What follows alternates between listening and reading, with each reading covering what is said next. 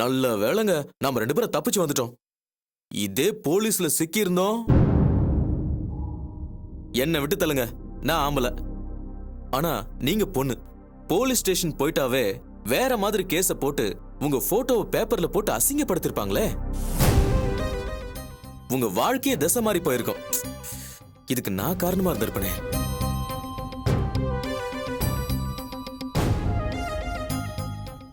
So இப்படி ஒரு ரிஸ்கான இடத்துக்கு கூட்டிட்டு போனதுக்காக நீங்க தான் என்ன மன்னிக்கணும்.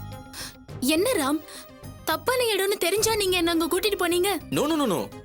உங்களை கூட்டிட்டு போறதுக்கு முன்னாடி நான் அந்த இடத்த பத்தி விசாரிச்சிருக்கணும். அது என்னோட தப்பு இல்லையா? எப்படி பார்த்தாலும் நீங்க என்ன மன்னிச்சுதான் ஆகணும். அதனால ப்ளீஸ் காவ்யா, என்ன மன்னிச்சிட்டேன்னு சொல்லுங்க. நீங்க என்ன என்கிட்ட போய் மன்னிப்புலாம் கேட்டுக்கிட்டு?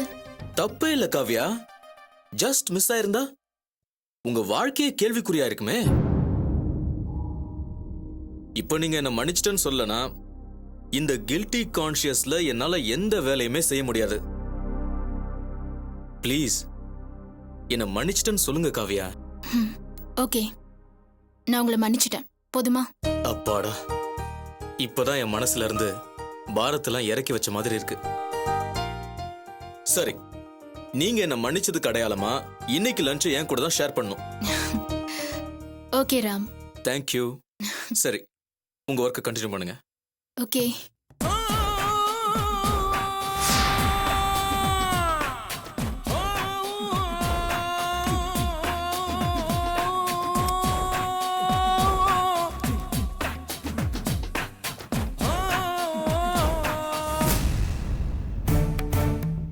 கல்யாணம் பண்றது உங்களுக்கு எல்லாம் விளையாட்டா போச்சா? இப்படி ஒரு பொய்ய சொல்லி இந்த கல்யாணம் ஏற்பாடு பண்ணது யாரு? யாரு யாருன்னு கேக்குறேன்ல. இன்ஜினியர்னு பொய்ய சொல்லி இந்த கல்யாணம் செய்ய வேண்டிய அவசியம் என்ன வந்துச்சு?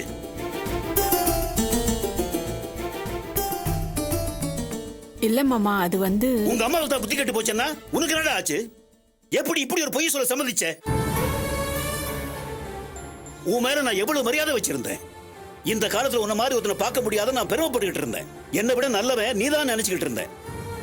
என் நினைப்புல மண்ணள்ளி போடுற மாதிரி எப்படா உன்னால இப்படி ஒரு காரியத்தை செய்ய முடிஞ்சது?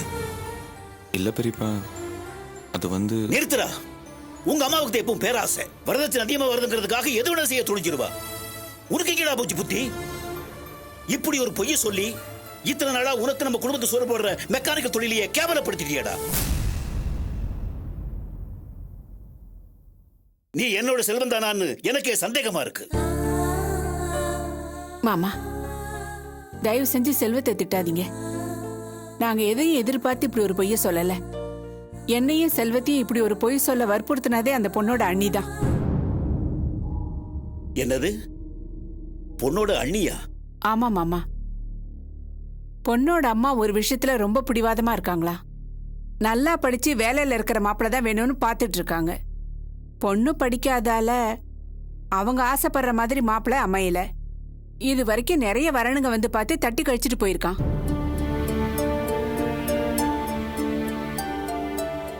பொண்ணுக்கு வயசு ஏறிக்கிட்டே போகுது. அவளுக்கு அடுத்து இன்னும் 2 பொண்ணுங்க இருக்காங்க. எங்க மாமியார் ஆசைப்படுற மாதிரி மாப்பிள்ள கிடைக்கணும்னா இந்த ஜென்மத்துல அந்த பொண்ணுக்கு கல்யாணம் நடக்காது.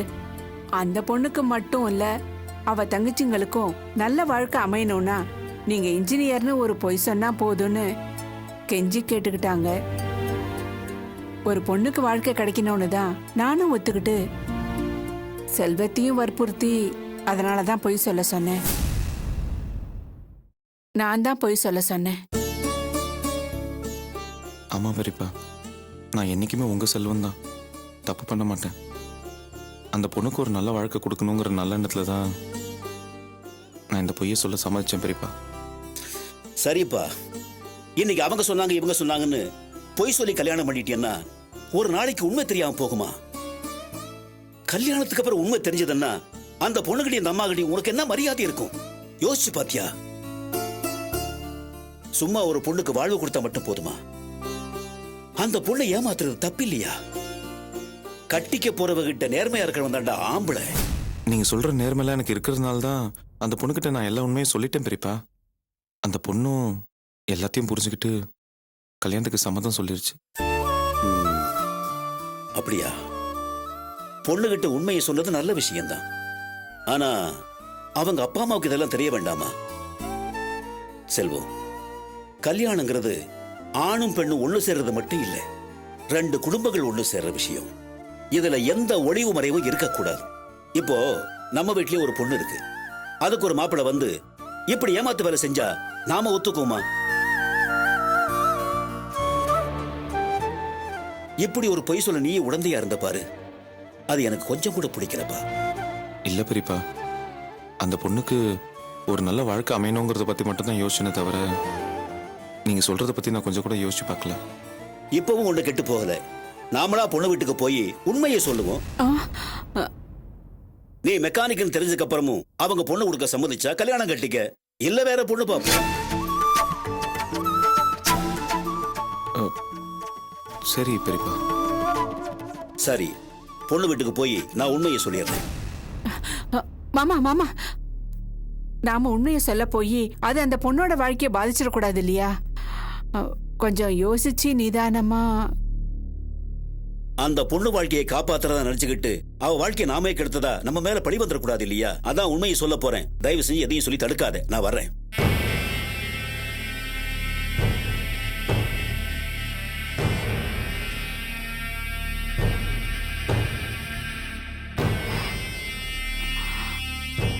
அம்மா, என்ன செல்வம்? நான் வேலைக்கு போறேம்மா. சரிப்பா.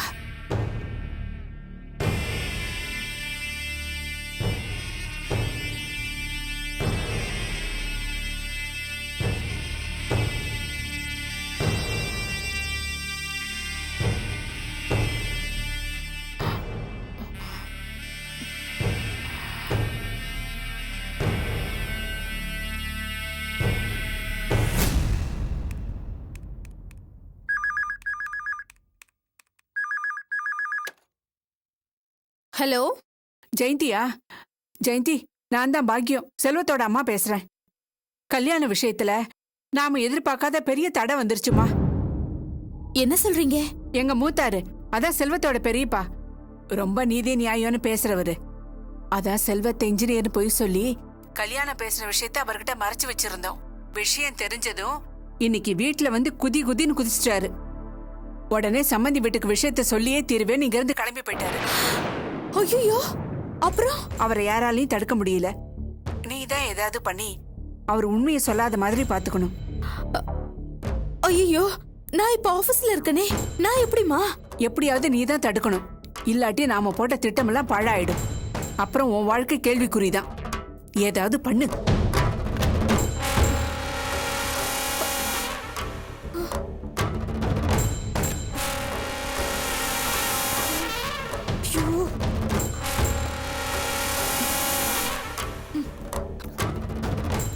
என்ன ஜெயந்தி, எங்க அவசரமா? நான் அவசரமா பெர்மிஷன் கேட்டு வீட்டுக்கு போறேன். என்ன இது நாளைக்கு சொல்றேன்.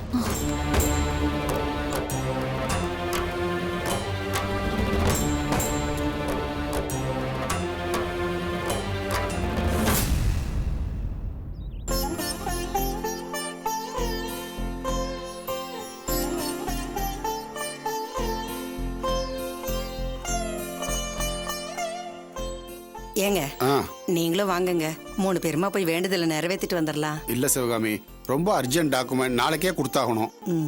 இது அப்புறமா எழுதிக்கலாம், வாங்க. இல்லம்மா, எழுதுறதுக்கு நிறைய இருக்கு பாரு, நாளைக்கே கொடுத்தாகணும். நீயும் அர்ச்சனாவும் போயிட்டு வாங்க.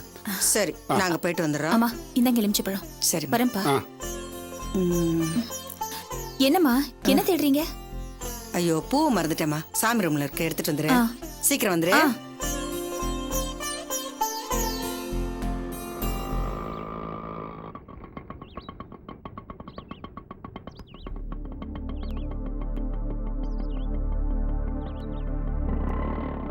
வணக்கம்மா.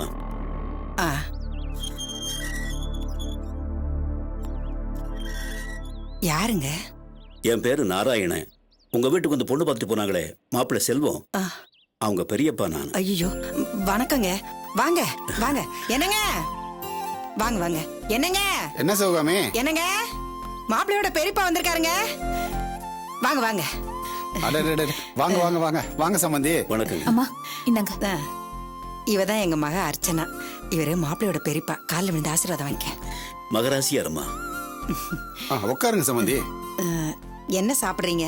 காஃபி டீ எல்லாம் சாப்பிடலான்னு டாக்டர் சொல்லிருக்காங்களா? அதெல்லாம் ஒண்ணும் வேண்டாம்மா, தண்ணி மட்டும் கொடுங்க போதும்.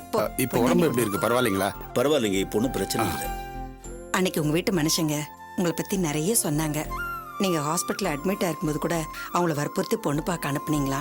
உங்களோட நல்ல மனசை நாங்க எங்க வாழ்க்கையில மறக்கவே மாட்டோங்க.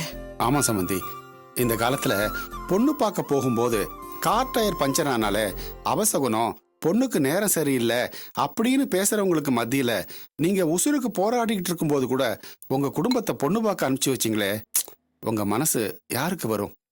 உலகத்தில் நடக்கிற நல்லது கெட்டதுக்கெல்லாம் நாம பொறுப்பு இல்லைங்க. கடவுள் தான் எல்லாத்தையும் நடத்தி வைக்கிறார். அப்படி இருக்கிறப்போ இன்னொருத்தர் ராசியால தான் நமக்கு நல்லது கெட்டது நடக்குன்னு சொல்றது படு முட்டாள்தனம். அதுலயும் பாருங்க, எப்பவும் இந்த ராசியெல்லாம் பொம்பளைக்கு மேலதான் குறை சொல்ற மாதிரி இருக்கும். ஏன்னா இது ஆணாதிக்க சமுதாயம். நான் எதையுமே கொஞ்சம் முற்போக்கா சிந்திக்கிறவன். அதனாலதான் அவங்களை உடனே அனுப்பி வச்சேன்.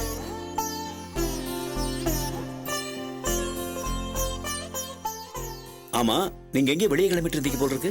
ஆமாங்க, எங்க மகளுக்கு நல்ல இடமா அமையணும்னு வேண்டுதல் வச்சிருந்தோம். நாங்க ஆசைப்பட்ட மாதிரியே இன்ஜினியருக்கு படிச்ச பெரிய உத்தியோகத்துல இருக்கிற மாப்பிள்ளையே அமைஞ்சிருச்சு. அதுக்கு தாங்க எங்க வேண்டுதலை நிறைவேற்றுறதுக்கு கோயிலுக்கு போயிட்டு இருக்கிறோம். சம்மந்தி தப்பா எடுத்துக்க கூடாது. ராகு காலம் முடியறதுக்குள்ள வேண்டுதலை நிறைவேற்றணும். நாங்க கோயிலுக்கு போயிட்டு வந்துடும். நீங்க அது வரைக்கும் பேசிக்கிட்டு இருங்க. அடடே, இதுல தப்பா நினைக்கணும் இருக்கு. சாமி காரியமாச்சே, நீங்க போயிட்டு வாங்க, நான் சம்பந்தி கிட்ட பேசிட்டு இருக்கேன். சரிங்க, போயிட்டு வந்துடுறோம். வரேங்க. வரேன் மாமா, வரேன்பா.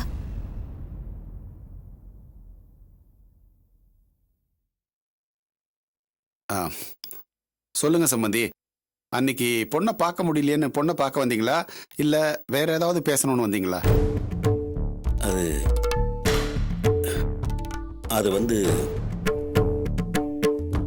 ரெண்டுமே தான்.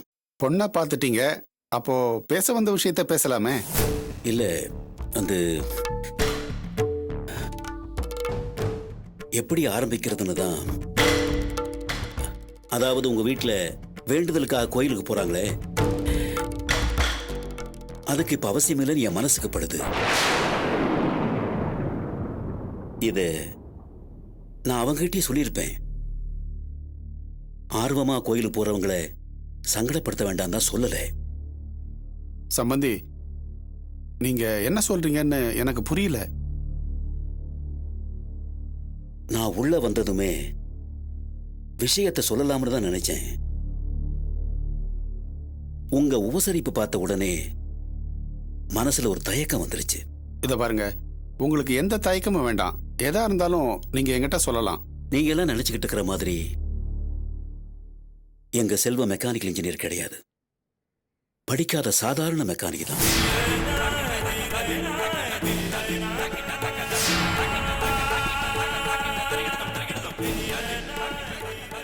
உங்ககிட்ட இப்படி ஒரு பொய்ய சொல்லி உங்க பொண்ணை கல்யாணம் பண்ணிக்க வேண்டிய அவசியம் எங்க செல்வத்துக்கு கிடையாது.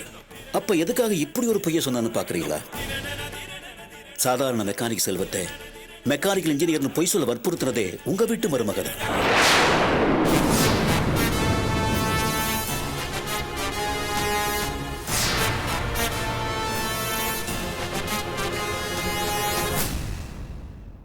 ஜெயந்தி ஏதேதோ காரணங்களை சொல்லி என் தம்பி பொண்டாட்டியும் செல்வத்தையும் சம்மதிக்க வச்சிருச்சு. எனக்கு இன்னைக்கு தான் விஷயமே தெரிஞ்சது. அவங்கள சத்தம் போட்டுட்டு உண்மையை சொல்றதுக்காக நான் இங்க வந்திருக்கேன்.